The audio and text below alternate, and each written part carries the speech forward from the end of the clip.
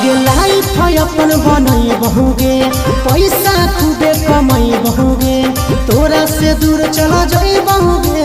कबो न लौट के बहुगे।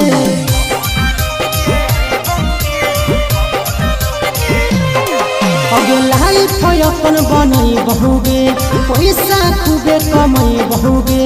तोरा से दूर चला जाई बहुगे, कबो न लौट के बहुगे। सागर बेदर्दी से बलिन नाता तोड़ गे, यही अखिया में लोर गे, अब नहीं तो तोड़ गे, जहियो छोड़ी कमाए ले लोर गे,